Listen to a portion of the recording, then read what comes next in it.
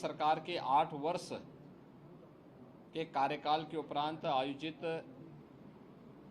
Double engine सरकार के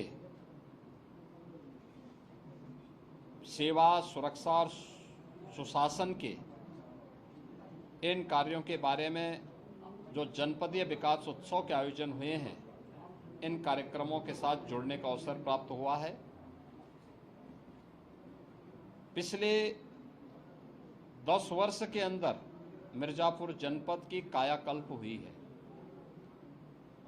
बाणसागर की परियोजना पूरी हुई, मां विंध्यवासिनी मेडिकल कॉलेज का निर्माण हुआ, मिर्जापुर में मां विंध्यवासिनी के नाम पे मेडिकल कॉलेज बना और मां विंध्यवासिनी मंदिर का कॉरिडोर का निर्माण होने के साथ ही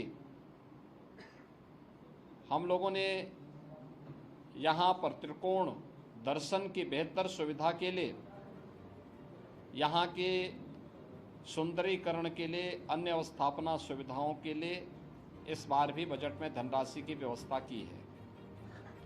ये सभी चीजें मिर्जापुर जनपद को आस्था का सम्मान करते हुए एक व्यवस्थित विकास के एक मॉडल के रूप में प्रस्तुत करने के अभियान का हिस्सा है।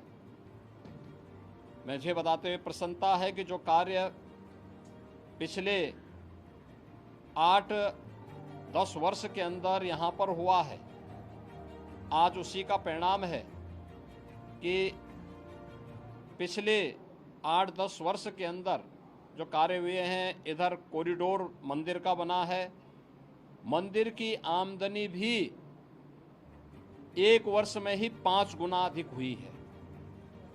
और इस वर्ष आप अनुमान कर सकते हैं, अगर मां विंध्यवासिनी धाम में ये कॉरिडोर नहीं होता तो महाकुंभ प्रयागराज के कारण जो भीड़ का दबाव इस धाम पर पड़ा था, अत्यंत कठिन होता।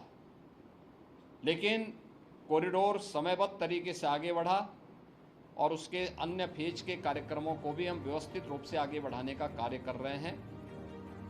पिछले 10 वर्ष में प्रधानमंत्री मोदी जी के नेतृत्व में डबल इंजन सरकार ने विकास का, सुरक्षा का और सुशासन का एक मॉडल दिया है। ये मॉडल चाहे वह इंफ्रास्ट्रक्चर डेवलपमेंट का हो, आम जनमानस को गरीब कल्याणकारी योजनाओं के माध्यम से शासन के वेलफेयर स्कीम के साथ जोड़ने का हो, या फिर बिना भेदभाव के गांव के लिए, गरीब के लिए, किसान के लिए, नौजवान के लिए, महिलाओं के लिए, समाज के प्रत्येक तबके के लिए शासन की योजनाओं को पहुंचाने का कार्य रहा हो।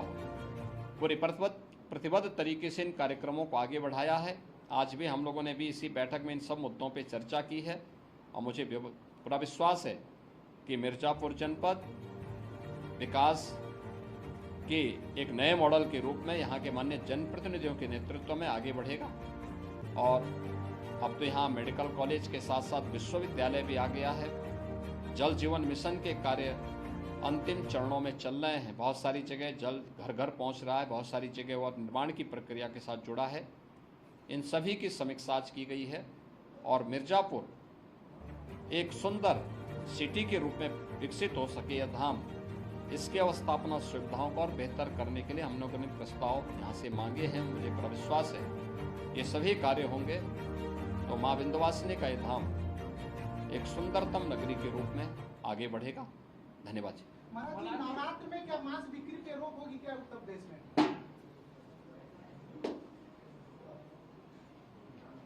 ऐसे ही खबरें देखने के लिए हमारे चैनल को लाइक करें, कमेंट करें और शेयर करें।